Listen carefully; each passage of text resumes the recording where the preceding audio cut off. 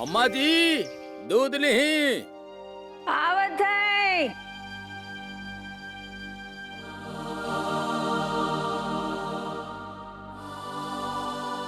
अम्मा जी रुंझुन बिटिया के कुछ पता चलल कि नाही? नहीं भैया, अब तो बस भगवान ही सहारा हो। रुंझुन बिटिया के एगो फोटो होके तो हमके दे दी, हमहू अपना तरफ से कोशिश करब। अच्छा ठीक है, हम अभी लाते। ठहरो। हाँ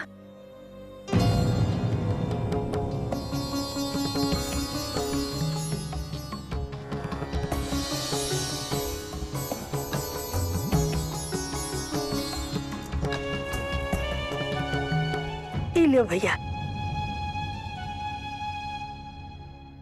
ई ठीक भइल। अच्छा चलत हई हम, हमके कुछ पता चली तो हम बताएब आपके। ठीक है भैया। कितना अच्छा है। कहो बेटा। अम्मा हमसे बैठल ना जा रहा घर में। हम कब तक हाथ पे हाथ रख के बैठल रह घर में? अब कब तक भाभी के इंतजार करब के अब आई हैं अब आई हैं अब आई हैं। हम जाते हैं उनका ढूंढे अम्मा, और देखते हैं जान पहचान वाले से पूछब हो सकेला कि वो उनकर आवाज जावत कहूँ देखले हुई। हाँ बेटा जाओ।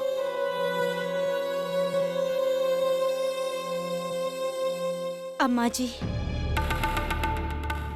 जी परेशान मत होई। हम गुड्डू की जमानत करावे ही जा रहल बानी। गुड्डू बाहर आ जाए ना तो सब ठीक हो जाए। आय हाय नीलू नौटंकी। हाँ अरे एक तो जा ताड़ू, ऊपर से कहत जा रहल बाड़ू कि गुड्डुआ के जाके छुड़वा लेबू। कैसे छुड़बेबू? हाँ बताबो हमरा के। पहले तो सारा कांड रच लू और अब कहत ताड़ू कि जा तानी और छुड़वा के आवत आनी। अगर रुंझुन के केहू जल्द से जल्द घर ला सकेला तो गुड्डू बा अम्मा जी। और हमने सब चाहता नहीं ना कि रुंझुन जल्द से जल्द घर आ जाए। तब फिर ये तो बात सच है। रुंझुन के गुड्डुआ के अलावा और कौनो नहीं ढूंढ सकता है। जाओ बेटा, तुम जाए के देखो, जल्दी छुड़वा सको तो छुड़वा लो। जी अम्मा जी। ए रुको एक मिनट नौटंकी। हम तोरे साथ में जाए, अकेले तरह की काहे जाए दे? का पता कुछ गड़बड़ कर दे वो है जब। ये बात भी सच्ची है। ऐसे करो, तुम जाओ साथ में। पुलिस थाना कचहरी वो अकेले जाए का काम नहीं है। है माँ, हम तो सोचत रहनी कि विष्णु के भी साथे लेके जाएं। काहे कि वो कानून के जानकार के गैल भी तो जरूरी बाना। हम कहते नहीं अम्मा, भाई मिठू जी बिल्कुल ठीक कहत बाड़ी। विष्णु वकील बने, अरे लिखा पढ़ी में कोनो कमी ना रही और गुड्डू भी जल्दी आ जाही। जाओ तुम दोनों जाओ बेटा। है अम्मा, हम विष्णु के लेके आवतानी। हाँ हाँ, हाँ।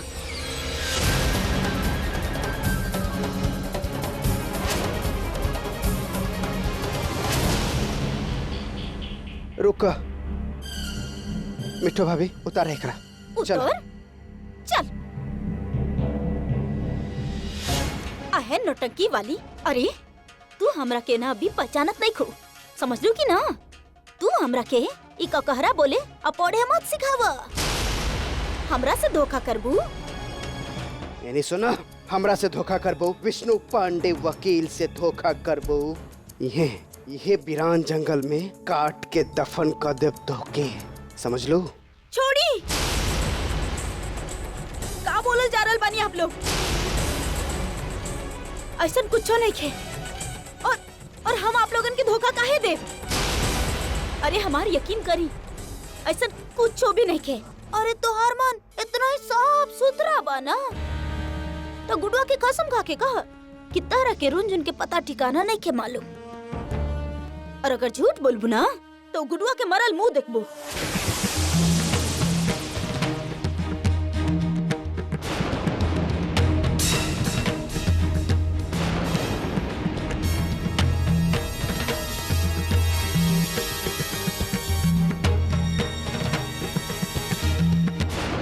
हाँ ठीक बा, हम हर तरह की कसम खाए खातिर तैयार बानी, लेकिन हम गुड्डू के सर पे हाथ रख के कसम खाई तो ज्यादा बेहतर होई ना। यही से तो हम कब से कह रहल बानी कि जल्दी चली और गुड्डू के वापस लेके आवता नहीं। आय हाय विष्णु, देखा ही बेशरम के, देखा।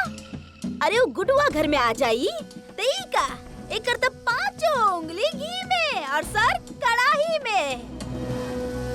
पता ना आप लोगों ने ऐसा काहे सोच रहल बानी।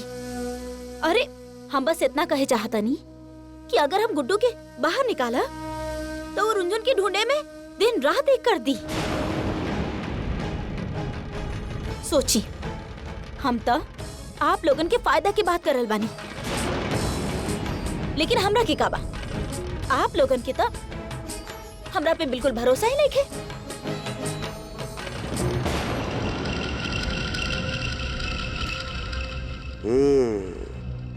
मिठू भाभी, एकर बात में पॉइंट तो है। अब चला आवा भाभी।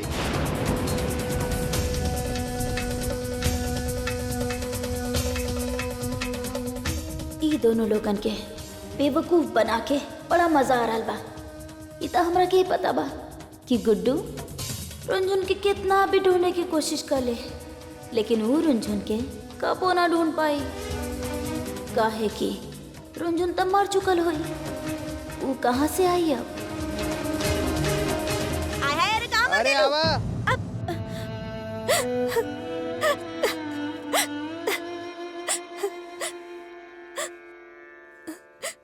गुड्डू जी, हम आप पर बेवजह शक कहीं नहीं।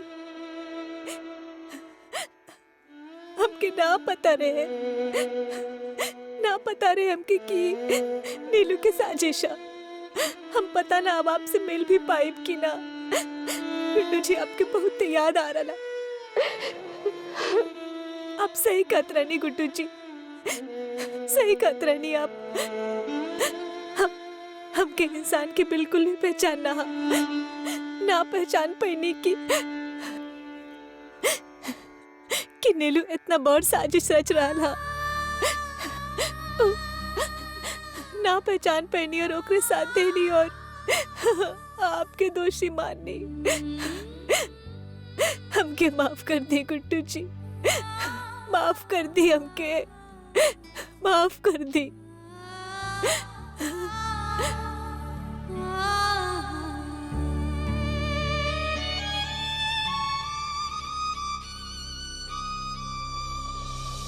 अबे गलती हो गई ससुर, बहुत बड़ गलती हो गई। हम गुनाहगार बानी, बहुत बड़ गुनाहगार बानी, लेकिन तू तो हमके हमेशा माफ कर देत रहलू ना। तो यही बार का हो गई। अरे एक बार तो वापस आ जा ससुर, जौन कहबू वो करे के खातिर तैयार बानी हम। जान देवे के निर्णय हमार अपन रहे। जी जी। और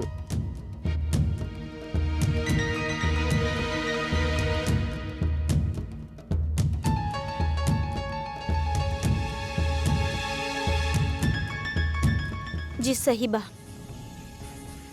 यहाँ पे साइन करिए।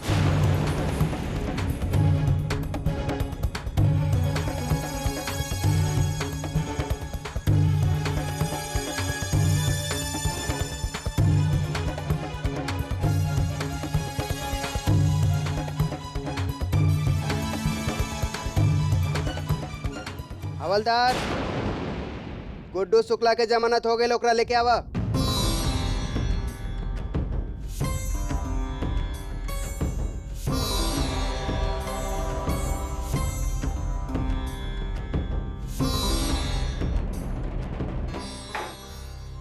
ए गुड्डू शुक्ला, जमानत हो गई बा, चला।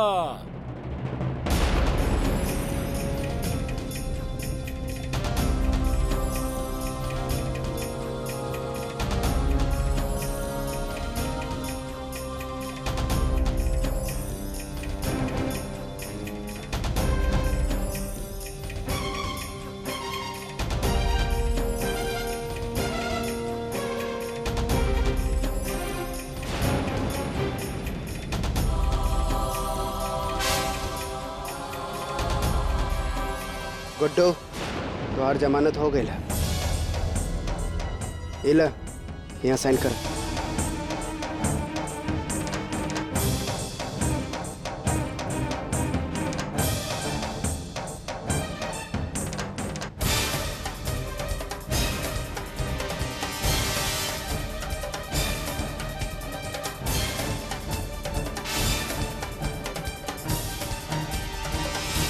गुड्डू, हमरा से गलती हो गई। आगे से ऐसा हम कबो ना करब। हम रुजुन के ढूंढे जाता नहीं।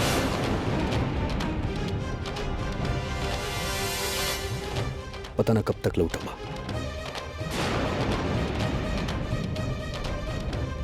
गुड्डू, गुड्डू, गुड्डू,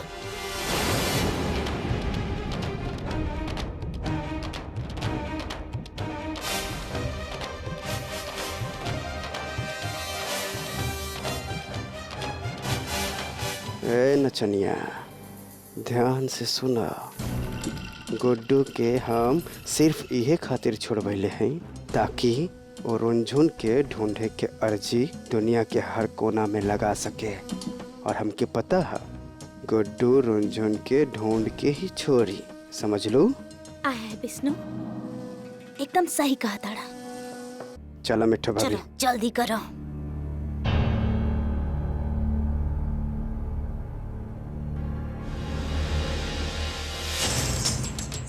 गुड्डू ढूंढत ढूंढत रुनझुन के नाम भूल जाई, लेकिन रुनझुन के ओकरा से मिले के याद कबो ना आई।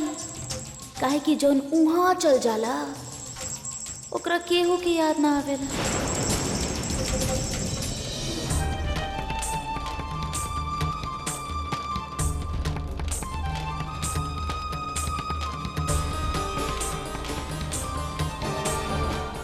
अरे पंडित जी, अच्छा भइल कि आप मिल गई नहीं। रुंझुन के देखले बानी आप यहाँ कहूँ। नहीं बेटा, का भइल रुंझुन बिटिया के? पंडित जी 2 दिन से गायब बड़ी, पता ना कहाँ चल गई बड़ी। हमके लगल मंदिर आइल हुई, यहाँ पे तो ना आइलू। नहीं बेटा, हम तो ऊपर से ही पूजा करके आवत बानी। रुंझुन बिटिया ऊपर नहीं खी। भगवान ना करे ओकरा साथ कुछ बुरा होखे तो पुलिस चौकी और अस्पताल जाके पता करा। आप सही कहता नहीं, हम अभी अस्पताल जाके देखता नहीं।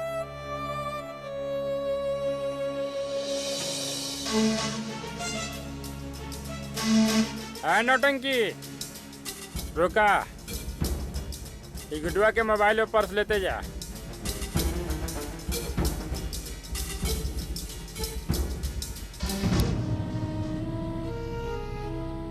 सुनी मैडम। यस सर। यहाँ पे कोनो रुंझुन शुक्ला नाम के पेशेंट एडमिट किया? 1 मिनट सर, हम आपके अभी बतावतानी।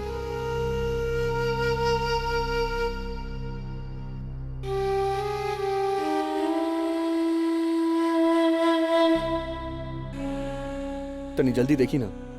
भैया कुकन, तू यहाँ का करता रहा? हमहू भाभी के ढूंढे खातिर यहाँ आयल हैं। सारा अस्पताल छान मरनी भैया, लेकिन भाभी कहूँ ना दिखाई देनी। पता ना कहाँ चल गई बड़ी तोहर भाभी यार। एक्सक्यूज मी सर, सर यहाँ पर रुंझुन शुक्ला नाम के कोनो भी पेशेंट ना हा।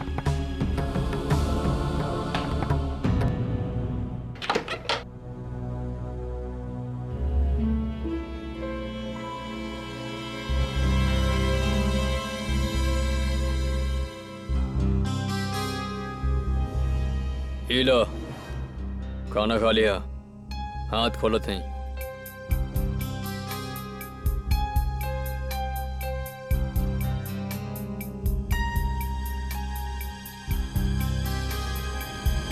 अपन खाना यहाँ से लेके जा, ना खाई के है तो और खाना हमके लेके जा यहाँ से। खाना ना खाए के हमरा पे कोनो उपकार ना करेलू तू। ना खा, मरा यहाँ।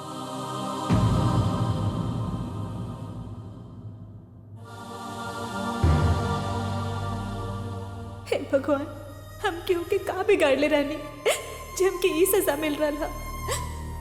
हम जानते थे कि गुड्डू जी के साथ धोखा हो रहा, लेकिन हम उनका बचा ना सकते। क्या करी भगवान।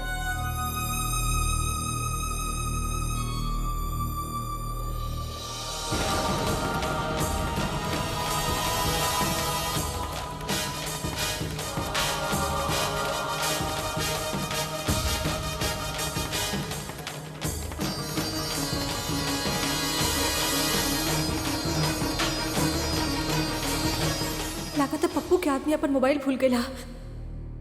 वो मोबाइल लेवे आए इससे पहले हम जल्दी से गुड्डू जी के फोन करके बता देते।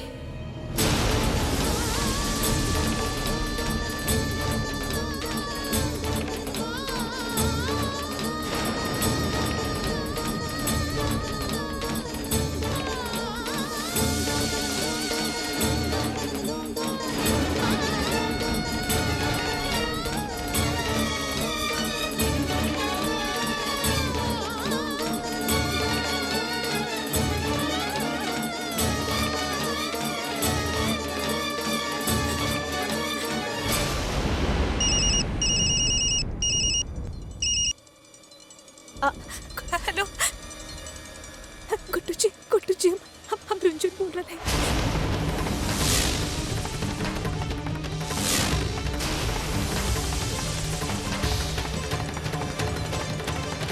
गुड्डू जी हमके पप्पू यादव कैद करके रख ले। नीलू अच्छी लेकिन ना गुड्डू जी,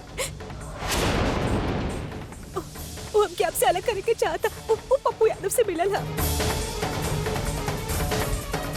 वो हमसे कलस की वो आपके बच्चा के माँ बनने वाला है। सब झूठा गुड्डू जी, वो एक खातिर ताकि हम आपके छोड़ के चल जाए। इते रुंझुन की आवाज बा। अगर रुंझुन मर चुकल बाड़ी तो गुड्डू के फोन कैसे कर रहा बाड़ी? गुड्डू जी आप सुन रहे हैं ना? हम खुद ही सुन रहे हैं कि पप्पू यादव और नीलू आपस में बात करत रहली कि वो प्रेगनेंसी के बहाना बनाए। गुड्डू जी वो हमके आपसे अलग करके चाहता। हमके माफ करते गुड्डू जी, हम आप पर शक कहीं नहीं। ना ये रुंझुन ना हो सकेले, काहे कि रुंझुन तो मर चुकल बाड़ी। ई केहू और बा। गुड्डू जी हमके यहाँ से छुड़ा के ले जाए।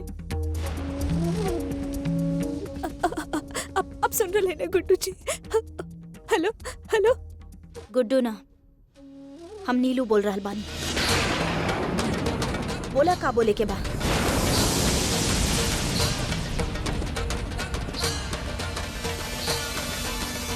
गुड्डू जी के फोन नीलू के पास।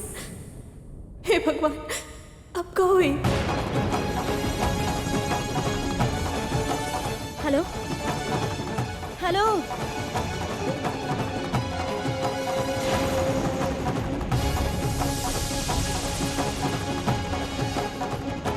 के बोल रहल बा? रुंझुन तू तो मर चुकल बाड़ू ना?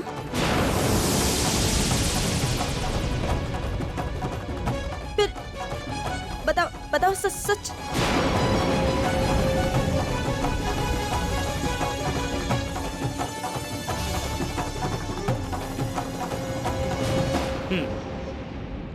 ससुरा कट्टा ना दगल, तू हमके दगा देत बाड़ू।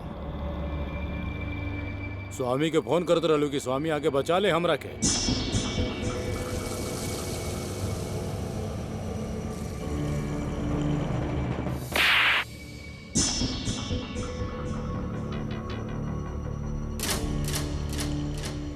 बात कान खोल के सुनला, ई पप्पू यादव के इलाका हा, कौनो टुचपुचिया के नहीं।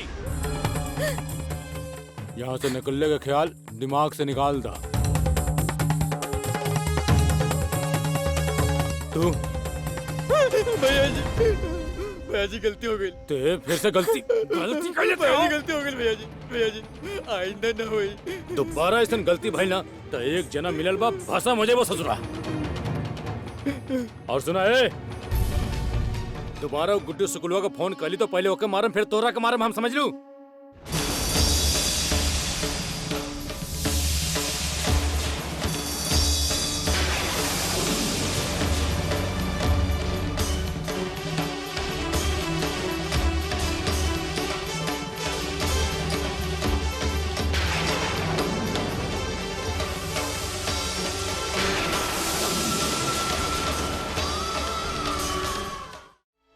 ना ई ना हो सकेला।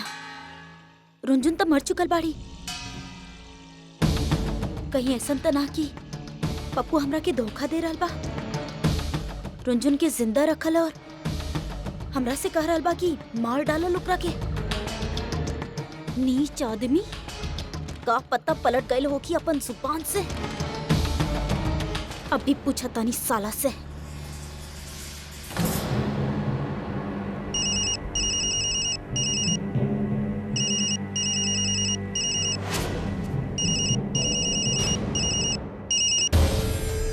हेलो। पता रहे हमरा के कि तोहार जैसन लोग कबो सुधरी है ना। छिछोरा लोग कुछ कर ली है ना तो छिछोरा ही रही है। दिखा देला ना अपन छिछोरा हरकत। अब देखा हम तरह के कैसे बर्बाद करतानी। सांसद और विधायक तो भूल जा, तारा सभासद में खड़ा होके लायक तक ना छोड़े। अरे पप्पू यादव, तू कैसे समझ लेला कि तू हमार पीठ पे वार करबा और हमरा के पता तक ना चली। रुंझुन अभी तक जिंदा बाड़ी पप्पू यादव। मधुमक्खी मधुबाला, पप्पू यादव से इतना ऊंचा आवाज में केहू बात ना करेला। तोरा मुंह से पहले बार सुनत नहीं हम कि पप्पू यादव के धोखा देले बा। लगा था भूत वाला पिक्चर बहुत देखेलू तू। सफेद साड़ी में दिखाई देत होई तोरा के, पायल की आवाज भी सुनाई देत होई तोरा के, और कहतो भी होखी नहीं हमार हक छीनले बाड़ू तू। हमार गुड्डू शुक्ला के दूर कैले बाड़ू हमसे। चुप। हमरा से ज्यादा चालाक बने की कोशिश मत करा। पहले तो हमरा के ये बतावा कि तोहार हिम्मत कैसे भइल अपन वादा से पलटे के। तू झूठ काहे कहला हमरा से कि रुंझुन मर चुकल बाड़ी। अभी रुंझुन गुड्डू के फोन कैले रहली। उ तो हमार किस्मत अच्छा रहे कि गुड्डू के फोन हमरा पास रहे, ना तो पता ना का हो जात। अरे रे रे रे रे, का सपना देख के पगला गइल बाड़ू का? मरे के बाद केहू कैसे फोन कर सकेला? काहे कि तू रुंझुन के मरले ही ना। हम रुंझुन की आवाज सुन ले बानी। तो फिर अपन कान के इलाज करो तू। अरे पप्पू यादव जबान के बहुत पक्का बाड़े। अगर एक बार जबान दे दे नहीं तो समझे पप्पू यादव खुद पप्पू यादव के बिना सुने ले। का समझ लूं? पप्पू, हम खुद रुंझुन की आवाज सुननी। रुंझुन गुड्डू समझ के हमरा के सब कुछ बता देली। अगर वो रुंझुन ना रहे कि वो और रहे तो ओकरा के ई सब कुछ कैसे पता रहे? और अगर पता भी रहे तो वो आवाज रुंझुन के कैसे हो सकेला? आज आवाज सुनाई देले बा। यह हाल रही तो 2-4 दिन में दिखाई भी दी। रुंझुन मर चुकल बिया। अपनी व्यक्तिगत हाथ से मरले बानी ओकरा के, और पप्पू यादव के हाथ से जे मरेला ओकरा मोक्ष प्राप्त होखेला। खुद बन के डरावेला नहीं। लेकिन हम ओकर आवाज कैसे सुननी? केहू कैसे रुंझुन की आवाज में बात कर सकेला पप्पू? एके दूगो कारण बा। पहला कारण ही कि तोहार दिमाग के जो ऊपरी मंजिल बा ओके पहला तार शॉर्ट सर्किट हो गइल बा, और दूसर तोहार आत्मा तो के धिक्कार रहल बिया कि तू ये सब का करवा देले बाड़ू। अबे तोहार आत्मा रुंझुन बन के तसे बात करत बिया। हम पूरा ईमानदारी से अपन वादा पूरा कैले बानी। अब तोहार काम बा, तू अपन काम करा। ठीक बा। अगर तू रुंझुन के मार डाले बाड़े तो एक काम करा, रुंझुन के लाश घर पे भिजवा दो। हम खुद अपन आँख से देख ले, और फिर हमरा के तोरा ऊपर भरोसा हो जाई। पप्पू यादव कोनो मुर्दा घर नहीं खोल ले। पप्पू यादव के घर है कोनो शमशान घाट ना हा। विधिवत दाह संस्कार कैले बानी ओकर। पंडित वंडित के दान दक्षिणा भी देले बानी। वो सब 10वीं 13वीं सब करी हन। घर में लाश रखे का करब ओकर हम। अच्छा, तोहार पास रुंझुन के कपड़ा तो होई, खून से सनल, उहे भिजवा दा। हाँ, अब आइल बाड़ू लाइन पर। केहू पे शक होता ऐसे बात कही जा सकेला। ठीक बा, भिजवा दे दिन तारा के। रुंझुन के खून के कपड़ा देख के तसल्ली कर लिया।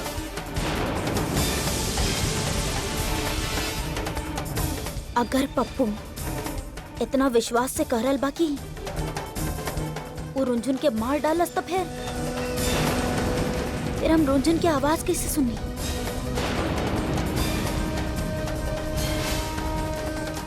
कहीं पप्पू सही तो ना कहत रहे, कहीं वो रुंझुन के भूत के आवाज तो ना रहे। अगर पप्पू इतना विश्वास से कह रहल बाकी वो रुंझुन के मार डालस तो फिर हम रुंझुन की आवाज कैसे सुनी?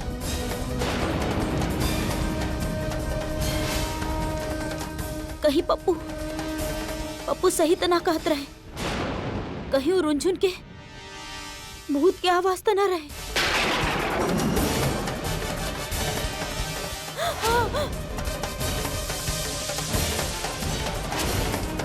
हाय हाय, अरे चौकत तो ऐसे बड़ी जैसे कोनो भूत देख लेले होखी। अरे हमरा के तो लागत ना कि कुछ न कुछ गड़बड़ घोटाला जरूर बा। काहे हमरा के बार बार लागता कि तू हमरा से कुछ न कुछ छुपावत जरूर बड़ू। ना ना, हम आपसे कुछ काहे छुपाई? आय हाय नौटंकी वाली, अरे काहे बोला ताड़ू? तोहारी जोन गर्दन बा ना वो हमार मुट्ठी में बा। कोशिश बना करियो 3-5 करे के।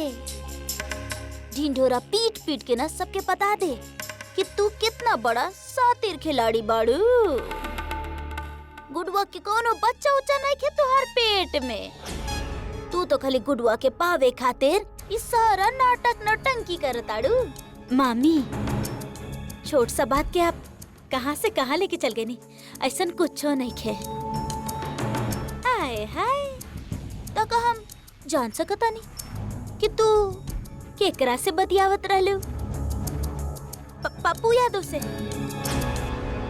मतलब बा हम ओकरा से बात करत रहनी की मदद खातिर, ताकि वो रुंझुन की ढूंढ सके और जैसे रुंझुन घर पे आ जाए हम गुड्डू के साथ चल जाए। मतलब एक मिनट, अभी अभी तू केकर नाम ले लू? पप्पू यादव के। तू बेरी बेरी पप्पू यादव के नाम लेत हो रे? कैसे जानत हो तू ओकरा के? अरे पूरा कन्नौज जानेला, एमे कौन सा बड़ा बात बा? बड़ा बात ना हा, शक वाला बात हा। एक तरफ वो कन्नौज के 1 नंबर के छांटल गुंडा जेकर नाम अदालत के हर 3 फाइल में दर्ज है, और दूसर तरफ तू नाच मेरे नीलू तो के पैसा मिली। का जुगलबंदी है रे तोरा दोनों के? असल में ई जोन पप्पू यादव जैसा लोग पड़े ना, इनका से मेल जोल रखे के पड़ेला, ताकि वक्त आए तो वो हमनी के काम आ सके, बस और कोनो बात नहीं खे। और वैसे भी वो हमार पुराना कदरदान बा, तब ई जान सकता नहीं कि वो पप्पुआ से ऐसन कौन काम करवाओ ताड़ू तू? हम बताई नहीं ना। देखा, आज तू झूठ ना बोली हो, तारा के सब कुछ बतावे की ही पड़ी। अभी तू घर चला, उन्हें तोरा से हम हिसाब किताब सब बराबर करब। अरे ई का बा? ई तो गुडुआ के बा, तोरा पास कैसे आ गई? पुलिस दे लावा इधर। है नौटंकी, अभी ये खड़ा रहबू, चला घर। हाँ भैया जी। देखा कहा बच्चा लोग, ये शरीर जोन बा आत्मा के रक्षक होखेला, और अगर हम शरीर के चक्कू से चीर दी या गोली से दाग दिहल जाता, कहल जाला कि शरीर मर गईल और आत्मा मुक्त हो गईल। अरे हाँ भैया जी, हमारे पंडित बेचेलाल वही है कहा था।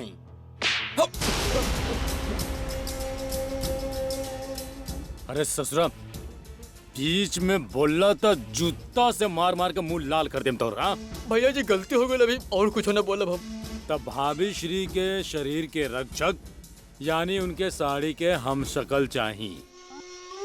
एक साड़ी उनके हमशक्ल के लेके आवा, वह कलर होके के चाहिए, वह डिजाइन होके के चाहिए। मगर भैया वैसे ही साड़ी की जरूरत कहाँ पड़ गई? अब ससुरा संगत का असर पड़ गया बका देनी पे। अब फटाफट निकलना और ज्ञान मत दिखाओ यहाँ। जल्दी जा, एकदम हमशक्ल साड़ी लेकर आवा, उसे डबल रोल करवाओगे बा। जी भैया। निकल रहे यहाँ जी।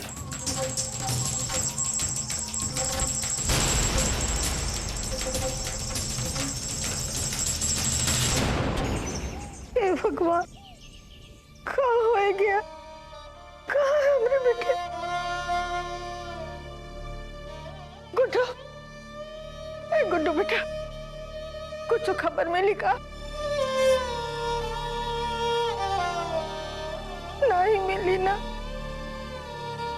हम जानत रहे। हे भगवान, कहाँ हुई है, कौन हालत में हुई है अपनी बिटिया?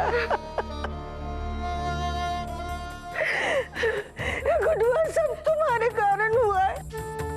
हम तुमको मना किए रहे, लेकिन नहीं, तुम अपना जिद में, अपना हद में, जौन मन में आया वही किए। अरे हमारी बिटिया के साथ छल करेगा, परिणाम देख लियो ना।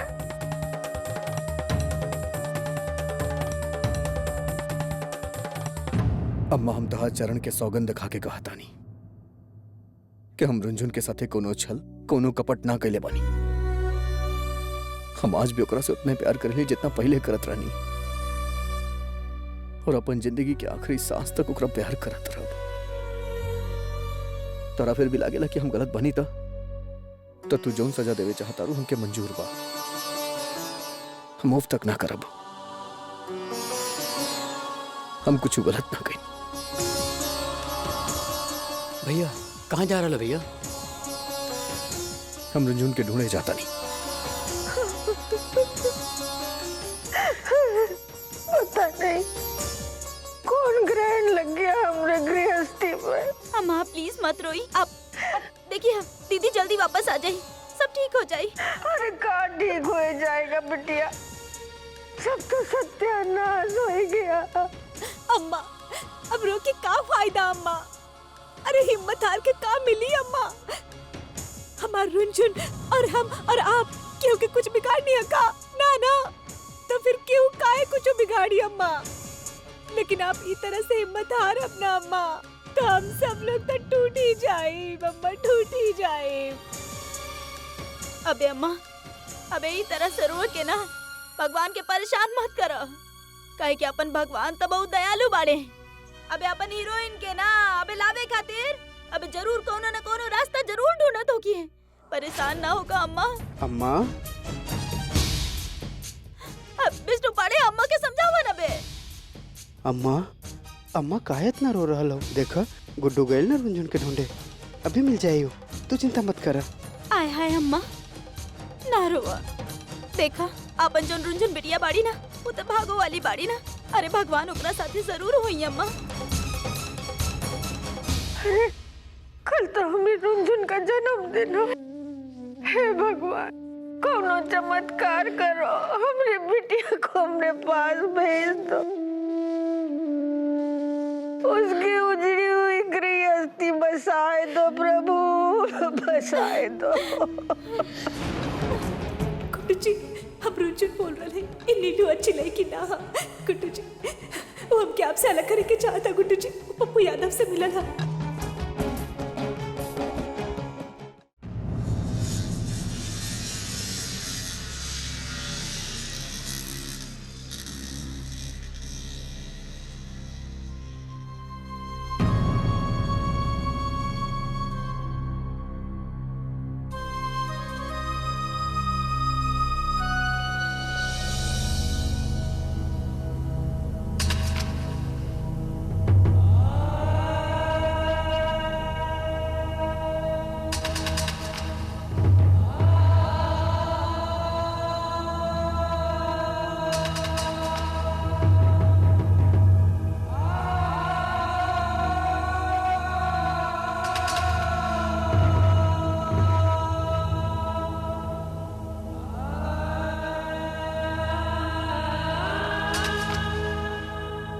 कहाँ चल गए हमरा के छोड़ के?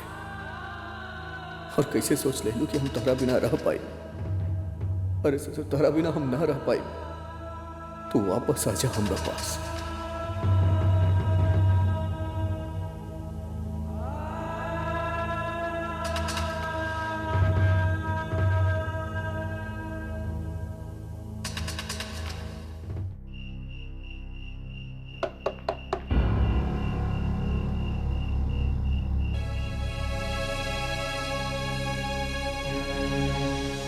जीजू,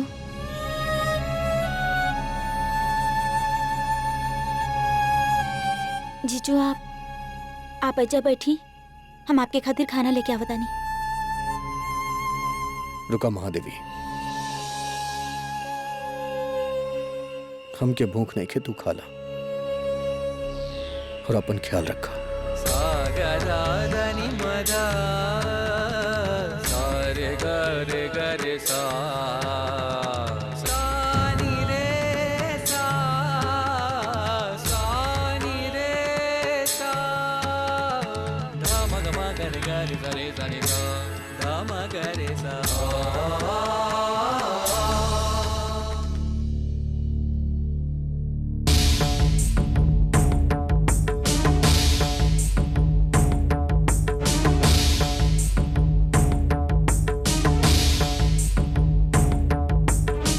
सुबह सुबह पता ना गुड्डू कहाँ चल गई।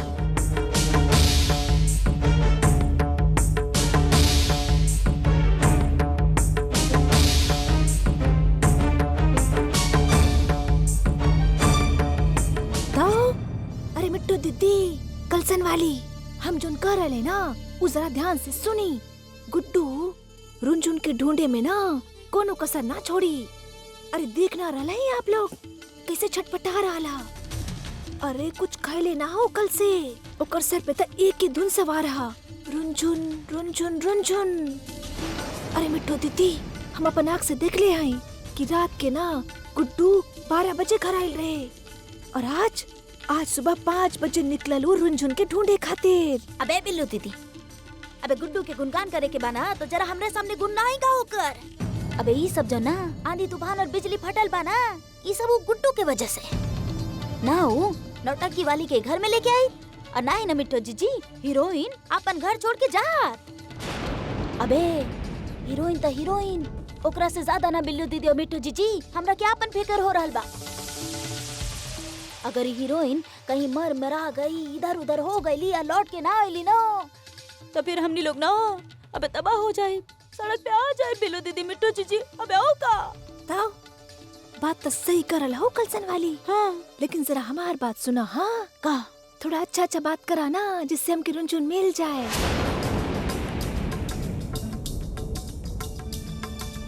सोच ल अच्छा सोचे से कुछो ना मिली। काहे कि रुनझुन तब कबो वापस ना आई और हमरा के सिर्फ गुड्डू के ध्यान रखे के बा। काहे कि गुड्डू हमार चाहत बा।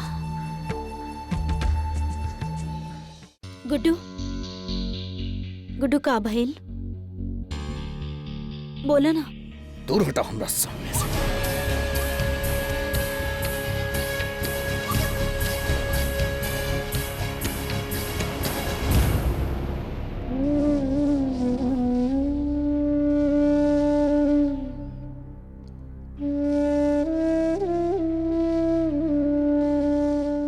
अम्मा हम बहुत ढूंढने की कोशिश कईनी,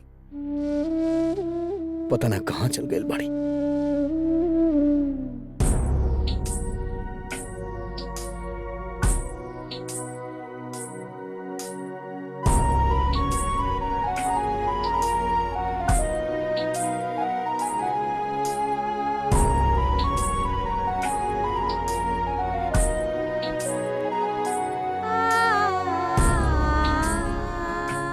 अम्मा 2 दिन हो गई ले भैया कुछ खाइल ना है।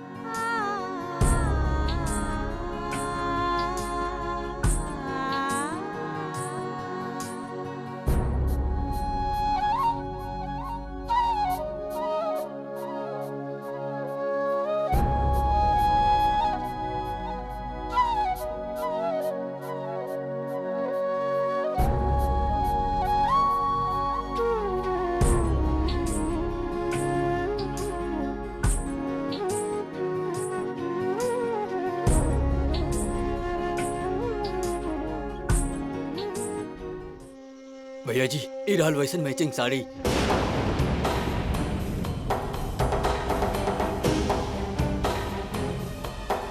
वाह अबे बेटा कहाँ कार्य कैले बड़ा कल्लन। अबे साड़ी के भविष्य सुना।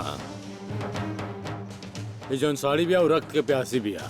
तब बेटा चाहे बनवा के, चाहे इंतजाम करके, चाहे कसाई के यहाँ से कैसे भी इस साड़ी पे लहू के दाग चाहिए, वो भी भाभी श्री के ब्लड ग्रुप से मैचिंग। हाँ भैया जी, हम तो समझ गए नहीं। पहले पूरा बात सुना। इस साड़ी पे लहू के दाग लगावा, ओकरा बाद लिखा एगो खत जिसे हम बताई, और एके पहुंचावे के बाद नीलू नौटंकी वाली के पास।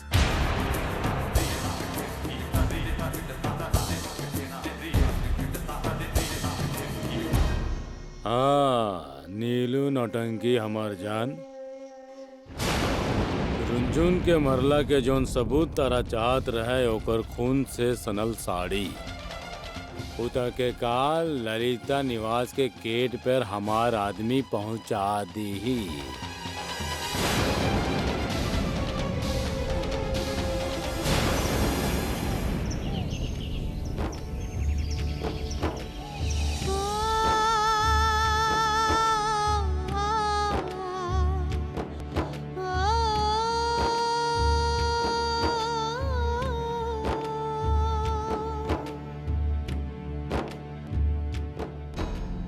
भगवान करे बिटिया तुम जहाँ भी हो सही सलामत रहो, तुमरे ऊपर कोनो परेशानी ना आए।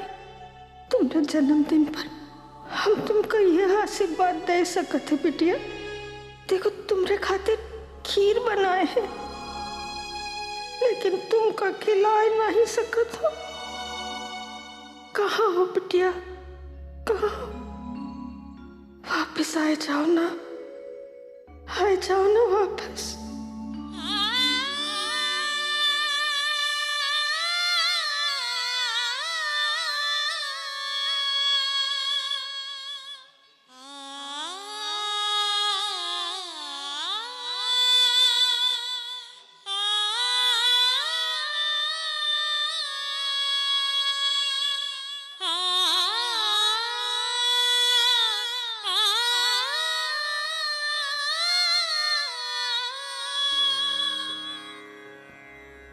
हे बजरंग बली, तुमरे पहुंच बाहर तो कुछ नहीं है, तुम तो अंतर्यामी हो, फिर हमरे साथ ही खेल काहे खेलत हो? भगवान आज तुम्हारी शक्ति की परीक्षा है, दिखाई दो अपन प्रताप। आज हमरी रुंझुन का जन्मदिन हो, वही का जीवन से दुख तकलीफ सब हर के वही का नया जीवन दो। अपन जोर से हमरी बिटिया को अपन घर भेज दो।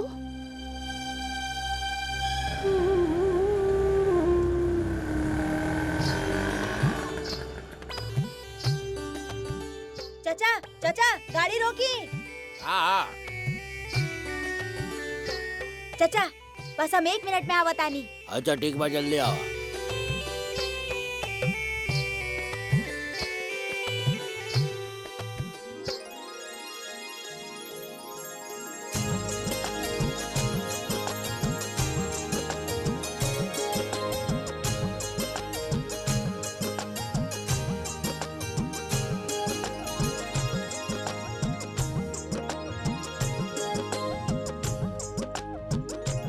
चाचा चलिए आप।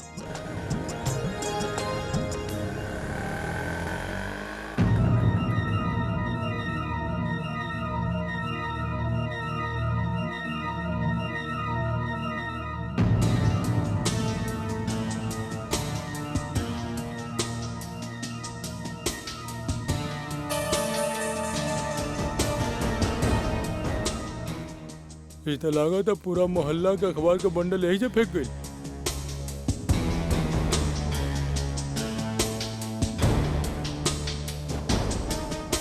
अरे इतना मोटा बंडल है, मैं तो कुछ हुआ का बात नहीं देखी थी जरा।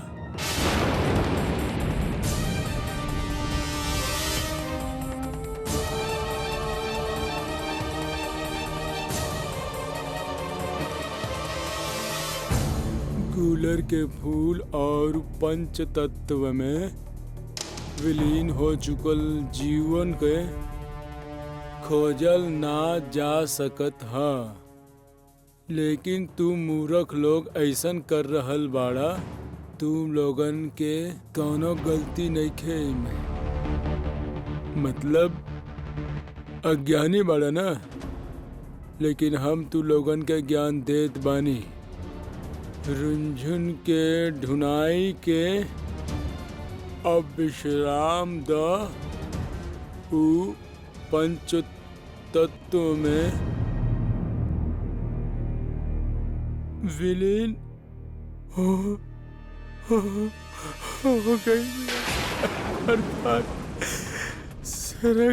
सरक सिधार गई।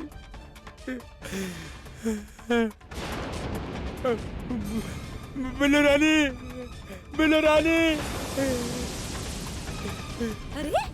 अरे बंटू जी, अरे ये ट्रक से ठुकल रिक्शा के जैसन काहे दौड़ रहल है आप? अरे जरा धीमी रफ्तार में हमके बताई कि का भइल ह? ना आप पहले यहाँ बैठ जाइए आप। अरे बंटू जी, का भइल है आपके? अरे आपकी तबीयत तो ठीक है ना? हाँ, हमने किस्मत का रिक्शा ठुक गई। ही देखा कहाँ? बड़ा बिल्लो रानी।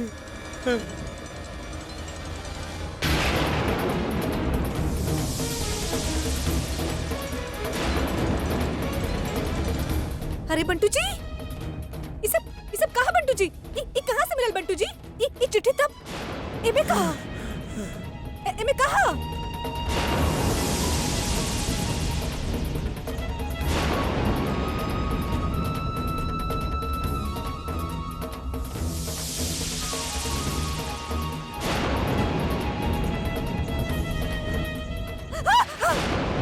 क्या भाई बिल्लो रानी?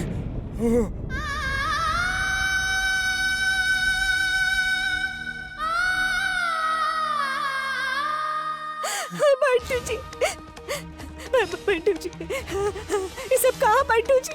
बंटू जी बर्बाद हो गई नी, हमारी जिंदगी डूब गई बंटू जी। हमनी का भागो वाले, हमारी के रुंझुन इस संसार से विदा हो गई। अब का हो के हमार और तुहार। अब देखिए बिल्लो रानी, केहू ना बचा सकेला हमनी का।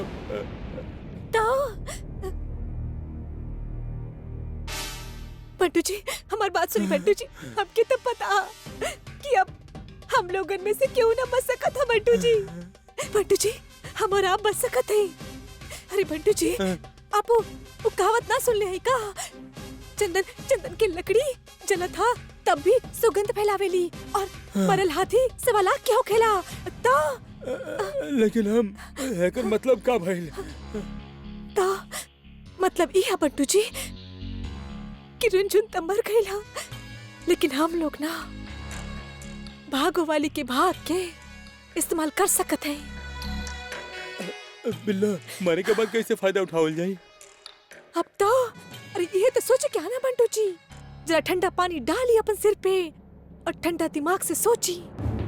कहा ना बंटू जी, ये बात तो सब जानत है कि जब भागो वाली गए रहे तब हमार साथ का अनर्थ भइल रहे। हाँ, हम लोग रोड पे आ गए रहनी। हाँ, है ना, यहाँ वहाँ दर दर के ठोकर खाते रहनी, यहाँ तक कि हमनी के खाए के अभी लाला पड़ गई रहे। हमके याद बा। तो अरे एक मिनट, हम अभी आवत है।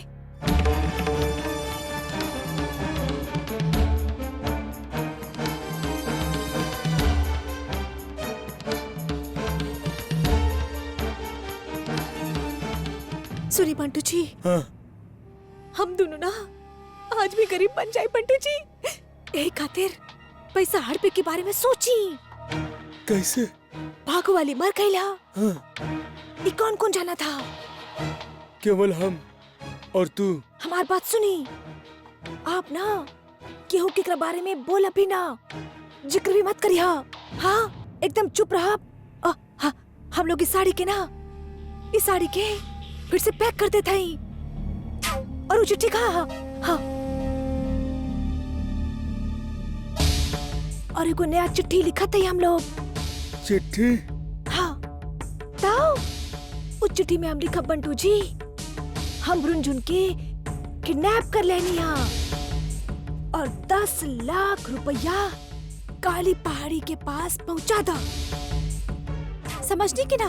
लेकिन देखिए बंटू जी, एक बारे में क्यों से जिक्र मत करी। हाँ, जवान कट के गिर जाए, लेकिन रुनझुन मर गई।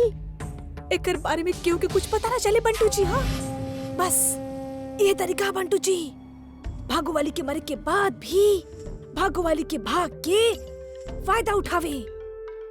लेकिन बिल्लो रानी, अगर पैसा मिल गई तो हमनी को रुनझुन के कैसे वापस कर जाए?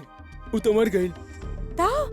बताओ बंटू जी, फिर हम लोग दूसरा चिट्ठी लिखब और उनकरा से और पैसा मांगब, और जब वो पैसा देत जाए हम पैसा ले जाए।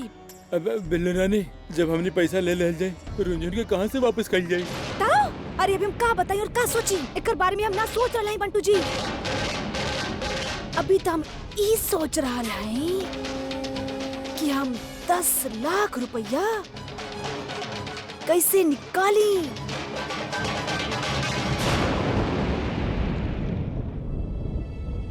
बाबा, एक खीर खा के देखा, बहुत स्वादिष्ट बा। अभी भूख ना हो, हम काफी परेशान हैं। काहे बाबा? अरे अंदर जो आंटी बड़ी ना, वो 3 दिन से खाना ना खाइल है। तो हम देखे आई बाबा। ठीक हो, शायद तोहरे हाथ से खाना खाए ले। तो ठीक बा बाबा।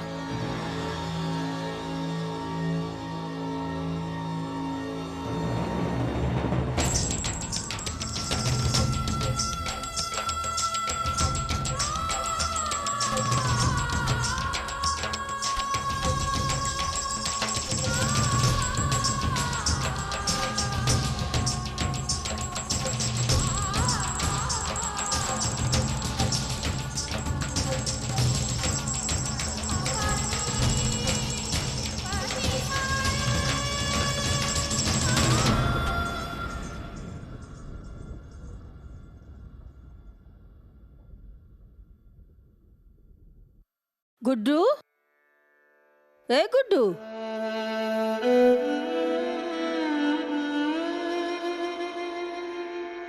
ए गुड्डू बेटा, कहाँ जात हो? रुनझुन के ढूंढे जाता नहीं अम्मा। और कुछ भी हो जाए, हम ओकरा ढूंढ के लाऊब कहूँ से। अरे बेटा, ऐसे कुछ खाए पिए बिना कैसे जात हो? थोड़ा कुछ खाए लो फिर जाना। और तुमको पता है, आज हमारी रुनझुन का जन्मदिन हो।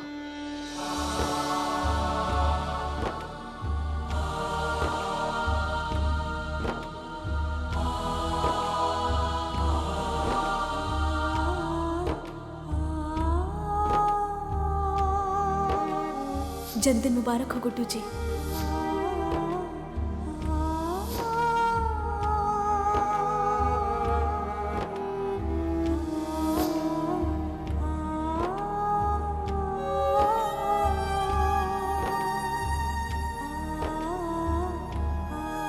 कैसे मनाई रही हो हमारा जन्मदिन? हम कैसे भूल सकेली? हमार तो आत्मविश्वास डगमगात बा अम्मा। हमके समझ में नहीं क्या आवत कि हम का करी। रुनझुन हमरा के छोड़ के चल गई। ससुर हमेशा हमेशा खातिर के छोड़ गई का? अरे नहीं बेटा, ऐसा नहीं कहो। रुनझुन आ जाई है, सब ठीक हो जाई है बेटा। रुनझुन के ढूंढे के खातिर तुम खाओ पियोगे नहीं तो बीमार पड़ जाओगे बेटा। तो फिर कैसे ढूंढोगे रुनझुन को? तुम चाहत हो ना कि रुनझुन वापस आ जाए? हम अपन जिंदगी के आखिरी सांस तक रुनझुन के ढूंढत रहब, चाहे कुछ भी हो जाए। तो फिर चलो कुछ खाए पी लो। हम रुनझुन के खातिर राजखीर बनाए रहे। रुनझुन का तो खिया नहीं सकत। चलो तुम ही खा लो। आओ बेटा, चलो अंदर आओ।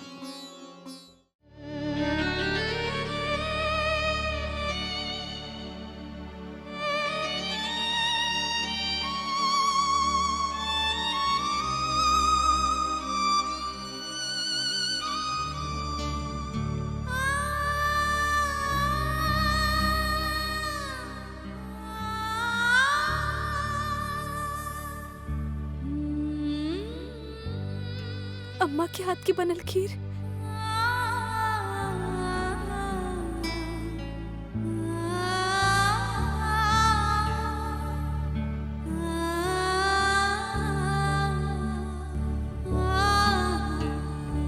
ऐसे खीर अम्मा हमार जन्मदिन पे बनावत रहली। हे भगवान, भगवान जैसे तू ये खीर हमरा तक पहुंचा देनी, वैसे ही हमके हमारे परिवार तक पहुंचा दी। भगवान पहुंचा दा हमके। हमार गुड्डू जी बहुत तकलीफ में है।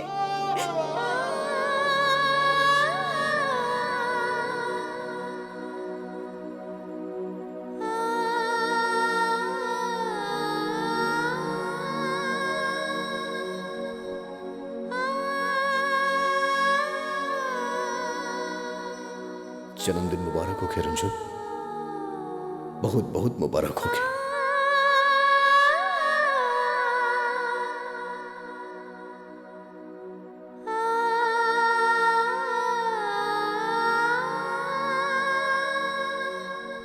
तू काहे भागवानी, तू काहे भागवानी, तू काहे भागवानी, तू काहे भागवानी।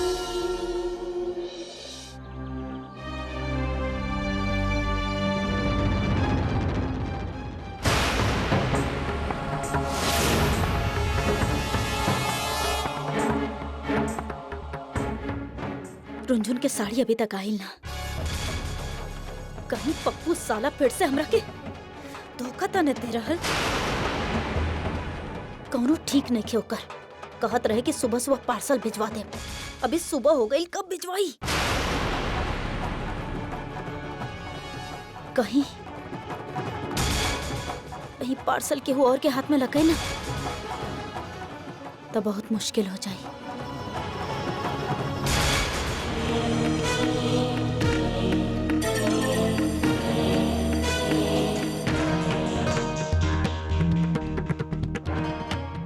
अरे बंटू जी, लिखनी का आप चिट्ठी? हाँ दिखाई तम के जरा, का लिखनी आप? अरे बाप रे, ये तो पूरा खाता लिख देनी आप। पकड़िए करा, पढ़ा थे हम जरा। हाँ पढ़े बिलो रानी। प्रिय गुड्डू जी, आशीर्वाद। आपके शुभकांक्षा और प्रेम और प्रभु के आशीर्वाद से हम सब ठीक हई। आपके कुशल मंगल होवे के कामना करत हई। आगे समाचार ई हा कि पिछला दिनों भले ही आपसे आमने सामने वार्तालाप ना भइल होए, लेकिन उससे विशेष अंतर ना ही पड़ल हा। जीवन निर्वाध गति से चल रहा हा। ई का लिखनी आप बंटू जी? बिलो रानी, लिखावट बहुत अच्छा बना है और सारा के सारा शब्द हम चुन चुन के लिख ले बानी। रज्जू भैया सिखौले रहले कि छोट के लिखा तो आशीर्वाद लिखा और बड़न के लिखा तो सादर चरण स्पर्श लिखा। हाँ ताओ, अरे कहाँ बोल रहे हैं आप बंटू जी? फिरौती के चिट्ठी लिखे क्या के ना? ताओ, ऐसी चिट्ठी क्यों लिखेला का? आगे शुभ एवं आनंददायी समाचार ई हा कि आपके जीवन संगनी, अर्धांगिनी, धर्म पत्नी या बीवी जो भी संबोधन करत होई आप रुंझुन जी के, वो हमारे पास सुरक्षित था। लेकिन बिनती हा कि यदि आपके इच्छा ई हा कि वो इसी तरह सुरक्षित रहे तो कृपया 10 लाख रुपया फिरौती के रकम के रूप में सादर भिजवाएं। का बंटू जी, ई चिट्ठी पढ़ के क्यों डरी भी का? अरे कोई चवन भी ना दे आपके। राजू भैया हमके ऐसे ही सिखौले रहले छोट पे। अरे फिरौती की चिट्ठी ना भइल, मैट्रिक की परीक्षा हो गई। हटिए आप जरा, अब हम लिखत हई। दी हमकी पेन दी।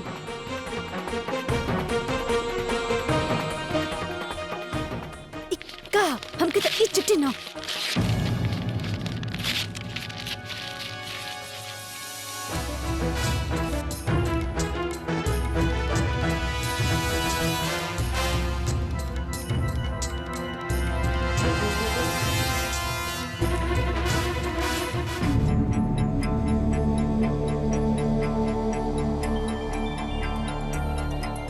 केहू दिख भी ना रहल, एक आदमी तक ना।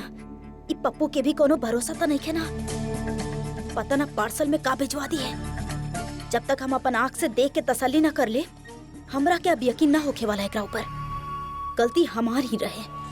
हमरा के खुद ना रुनझुन के खत्म कर देवे के चाहत रहे। ई पप्पू के भरोसे था।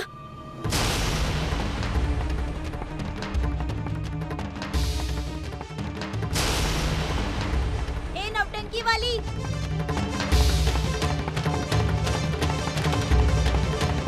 का बा? बाहर दोनों नौटंकी चल रहल बा, जोन अपन गर्दन ऊंट के जैसन ऊंचा ऊंचा करके बाहर झांक रहल बाड़ू। जवाब दा। का बा? का बा? हाँ, ए घर कितना गंदा पड़ल बा, दिखाई ना देवला? अंधा बाड़ू? ऐसन कर, चुपचाप से झाड़ू उठावा और घर में साफ सफाई कर, अच्छा से पोछा लगावा। और ई घर में तू कोनो मेहमान ना बाड़ू, जो कुछ ना करबू, शांति से बैठल रहबू। आज हमार दीदी के बर्थडे बा और हमनी सब घर में सारा काम काज कर रहल बानी, तो तू काहे जा पर फ्री के आइल बाड़ू? फोकट के बाड़ू का? चुपचाप से झाड़ू पोछा लगावा, चल जा। अरे जा।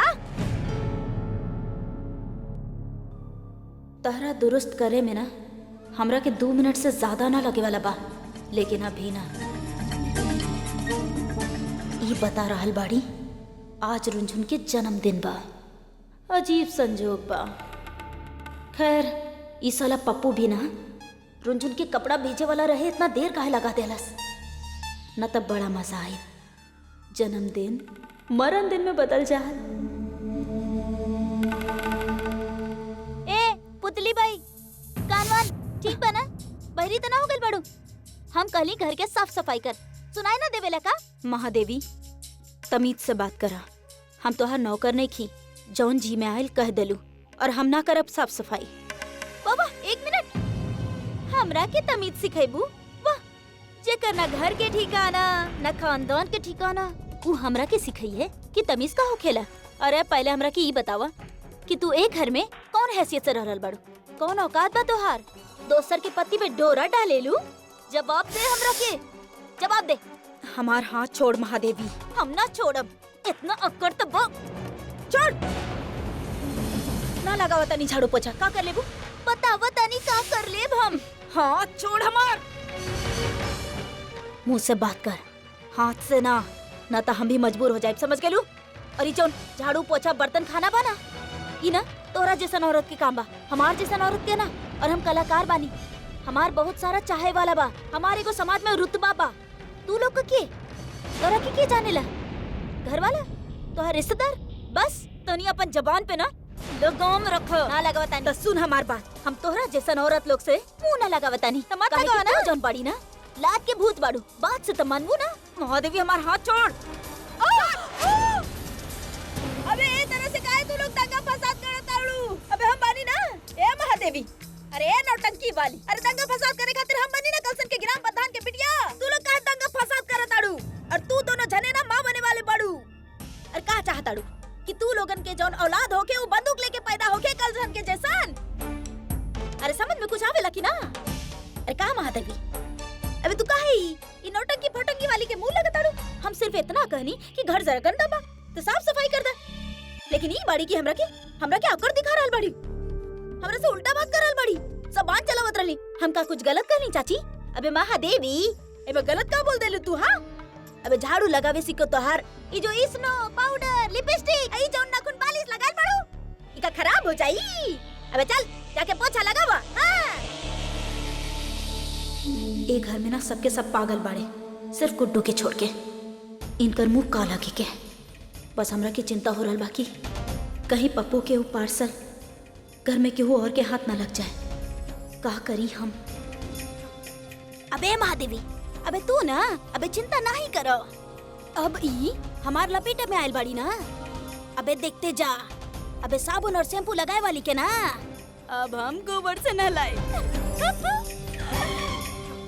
बस कुछ दिन और रुक जा, देखा तानी कि के पोछा लगावेला और के लगवावेला।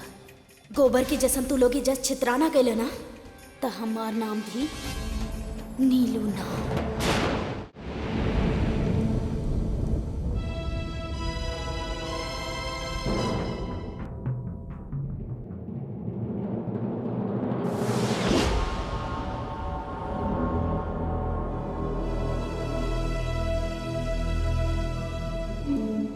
अरे ये लोग ऐसे इतना जल्दी जल्दी काहे भाग रहे बाड़े? पागल बाड़े सबके सब। ई लोगन के का भरोसा कब का करे लग जाए।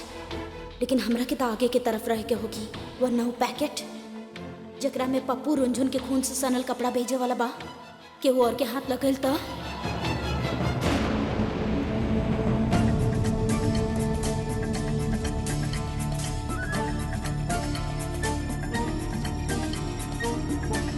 अबे महादेवी, अबे तू ना इ नौटंकी वाले के ना अबे जानत नहीं को। अबे एकरा पे ना जितना चाहे उतना पैसा लुटा दो और गाली दे दे, अबे मुंह पे बुरा ना मानी। नाचे गावे में तो शरीर के सारा जोश निकल जाई, लेकिन काम करे के कहदा तो शरीर पे बज्जड़ गिर जाला। अबे जान ताड़ू एक बार का भइल, हमरे कलसल में ना 4-5 गो नौटंकी कंपनी वाला आ गए और हमारी जोन बाप बड़े ना दिन भर नौटंकी वालन से काम करेले। बंटू जी हमार बात ना जरा ध्यान से सुनी। हम महादेवी और कलसन वाली के पास जा रहा है और उनका ना अपन बात से भटकावत है यहाँ हुआ, समझने की ना। तब तक आप ना ये पार्सल लेके वो गेट के पास रख दी और बंटू जी जरा ध्यान रखी, जब आप ये पार्सल रखब ना तो नजर रखब कि वो आपके देखे ना, ठीक है ना? ठीक बा, हाँ ठीक बा। छुपा ली हम जा रहा है। हाँ छुपाई बस महादेवी 10 दिन में ना नौटंकी वालन का सारंगी सब अनाथ हो गए, भाग गए सब के सब। अबे बिल्लू दीदी, अबे का बोल बे? अरे चुप रहा कलसन वाली। अरे ही आवा, हमारी बात ना जरा ध्यान से सुना। का भइल? ये जो नौटंकी वाली है ना, काली मोटी बद्दी, एकरा केवल काम करवावे से ना चली। अबे काहे? अरे सुनो ना, अरे हम तो कह रहा है कि बाजार के जितना भी काम है ना, जैसे सामान वगैरह लावे, हाँ, सब एकरे से मंगवावा।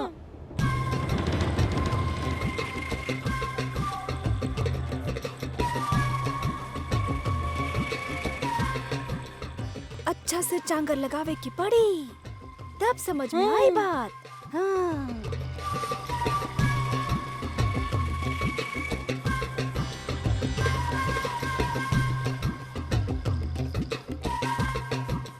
देखी तो जरा, किसी मुफ्त के रोटी तोड़ के ना मोटी हो गई है। मिल रानी, हम जाते नहीं काम पे। बाय। जाइए तो बंटू जी। हाँ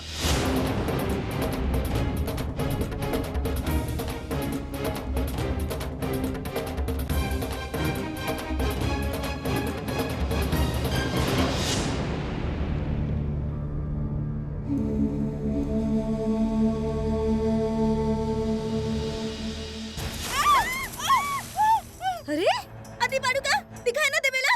हाँ का कर देले तू ही बकवास नहीं की कह के। अबे नीलू पिल्लू, अबे आना रुक गइल बाड़ू का। अबे रुका, बता नहीं। अबे दौरा पड़ गइल बका तारे के, जहाँ पे हमनी खड़ा पानी ओइ जे पे पानी डाल जरूरी बका। हाँ आँख का फूट गइल बका तो। अरे महादेवी तू का करल हो? आँख आपके फूट गइल बा। आप ही तो कहनी काम करे खातिर, और जब हम काम करल बानी तो ओकरा से भी परेशानी हो रहल बा। आप ही बताई, बिना पानी डालल सफाई हो सकेला? अबे महादेवी, अबे एकरा से ना जबान ना लड़ा सकेलू। अबे का कहल जाला उ कीचड़ में बॉल फेंकला। अरे पत्थर। अबे हाँ वो है। अबे पत्थर फेंके से ना उ खुद पे मुंह पे पड़ी है। अबे बतावा, दिमाग खराब हो गइल बा काहे के? अरे चला दिमाग खराब हो गया। चला मारी, चला ऐजा से पगला गइल बड़ी। बाप रे बाप, जब तक ये लोग के कुछ करा ना तब तक सुने ले ही ना।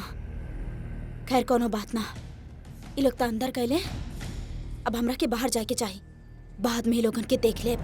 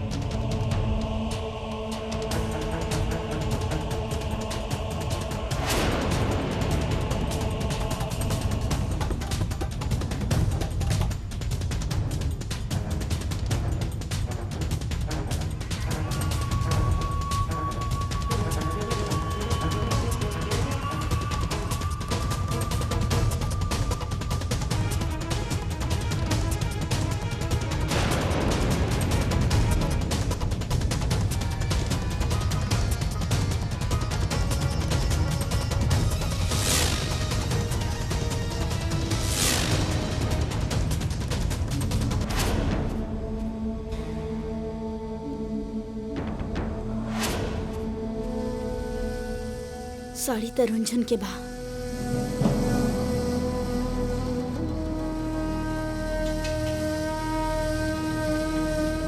चला अच्छा बा, कम से कम पप्पू अपन जुबान के मोल तो रखलस।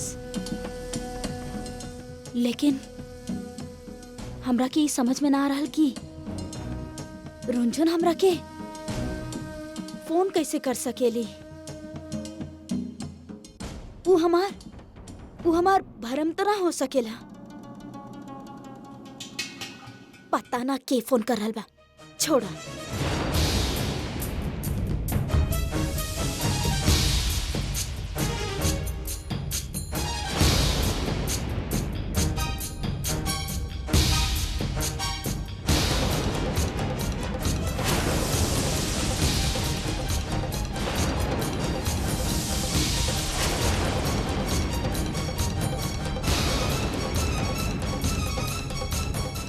पप्पू साला नीच इतना गिर गए। अरे रुंझुन के मारे के बाद भी ओकरा से पैसा कमावे के सोच रहल बा।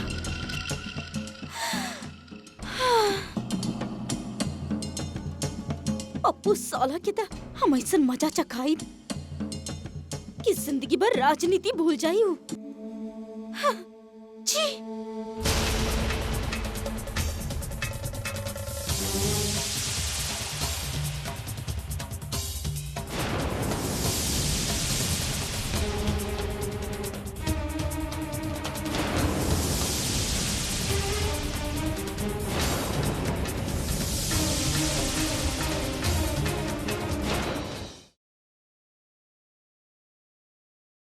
ये वाला देखिए, 1 मिनट। यही के देखिए आप। बहन जी हम 1 मिनट में आता नहीं, आप देखिए। हेलो, हाँ बिलो रानी, कहाँ हैं आप? कहाँ हो खब? हमारे तोहार पुराने वाला साड़ी के दुकान के सपना देखत रानी है। खैर सब छोड़ा। अच्छा ये बतावा, घर के का हाल बा? कोनो हंगामा भइल? अरे अब तक कुछ ना भइला बंटू जी। घर तो ऐसे सुनसान पड़ल हा जैसे घंटी बिना रिक्शा दाऊ। सही कहा थोड़ी बिलो रानी, ये अब तक हंगामा काहे ना भइल? एगो काम करत है, हम खाना खाए के बहाने घर आवत बानी और अपना मालिक के बोलत है कि हम घर खाना खाए जाते नहीं। घर आके हम और तू मिल के एक साथ तमाशा देखल जाए। बिल्कुल बिल्कुल ठीक करल है बंटू जी। तब तक हम देखा थे कि पार्सल गइल कहाँ। आए हाय,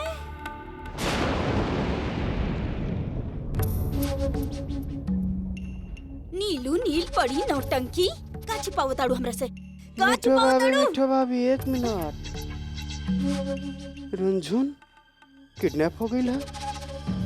मिठो भाभी एमे लिखल है रुंझुन के वापस लौटावे की कीमत 10 लाख रुपया। 10 लाख रुपया फिरौती के तौर पर इंतजाम करला। पैसा के खातिर समय और ठिकाना तोहरा सबके बताइल जाए। पुलिस के खबर ना लगे के चाहिए, ना तो तोहार रुंझुन जिंदा ना बची। हमरा के तो लागेला ना इ नौटंकी ना हमनी लोगन के साथ चाल चले के कोशिश कर रहल बाड़ी।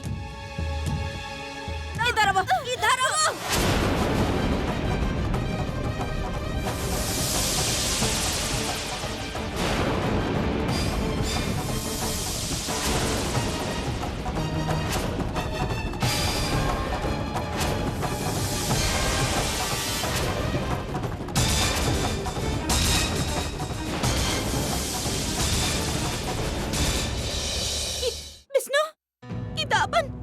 रुंझुन के साड़ी बा। उ जब घर जोड़ के जात रहली ना तो ये साड़ी पहनले रहली। एमे कौन लगल बा? कहीं नौटंकी वाली हमारे रुंझुन के काट कूट के फेंक देना। ए खिलाड़ी बोल बोल, लो हमारे रुंझुन के साथ बोल बोल बोल कुछ ना। हमरा के नहीं के मालूम, हमरा के भी कुछ ना समझ में आ रहल। आप लोग के जैसन हम खुद हैरान बानी ई साड़ी और लेटर देके। सच कर रहल बानी। चुप साली, ज्यादा बकवास मत करो हमरा लगे। सच सच बतावा, का कैले हो तू हमार रुंझुन के साथ? देख, ई हत्या के मामला है। का साजिश रचले हो तो रुंझुन के साथ? बोलो। ना, बस सच में हम कुछ ना कहनी। बेवजह हमरा पर इल्जाम लगा रहल बानी आप लोग। जरा आप ही सोची, हमरा की का मिली सब करके? अरे रुंझुन के बदले तोरा के 10 लाख रुपया मिली और कहा ताड़ी कि हमरा की का मिली सब करके। हम कहनी ना, हमरा के पैसा ना चाहिए, हमरा के सिर्फ और सिर्फ गुड्डू चाहिए। देखत ना हो, सारा सबूत तोहार खिलाफ है और तू कहत हो कि हम तोहार गवाही पर यकीन कर ली और मान ले ली। तोहार बात पर अगर यकीन कर भी ले ली, मिठो भाभी, रुंझुन तो अगवा होए गई है ना? रुंझुन कैसे अगवा हो सकेली? ना, अरे उठा, जरूर केहू के चाल बा, जरूर केहू पैसा ऐठे चाहेला। रुंझुन अगवा ना हो सकेली। ओकरा के था का बकवास करत जा रहा हो तू? हाँ? का कहत जा रहा हो तू? का कैसे ना हो सकता? हाँ? अरे देखत ना हो, ये लेटर, ये साड़ी पर लागल खून, और कितना सबूत चाहिए? सच सच बता था, तो के ऐसा काहे लागा था कि रुंझुन के अगवा ना भइला? ओ हमरा के लागल कि का लागल? सच सच बतावा, का छुपावताड़ू हमरा से? विष्णु, ई हमरा से जरूर कुछ ना कुछ छुपा रहल बाड़ी। एक मिनट मिठो भाभी, एक मिनट। ना मिठो भाभी, कहीं कोनो ना रुंझुन के मार त ना देलस?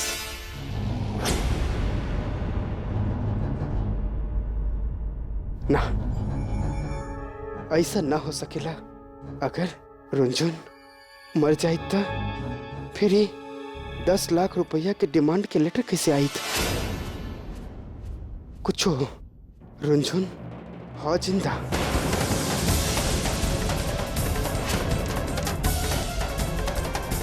रुंझुन जिंदा नहीं आई, यहाँ आई।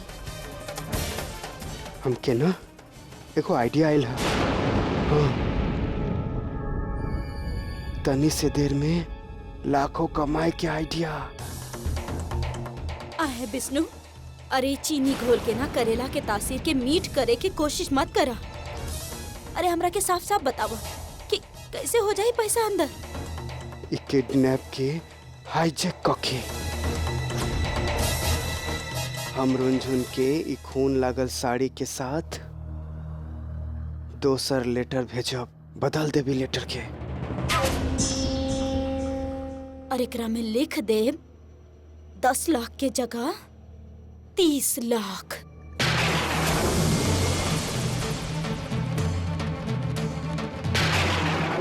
बिल्कुल ठीक मिठो भाभी। हाँ। लोहा गरम है, मार देते हैं थोड़ा।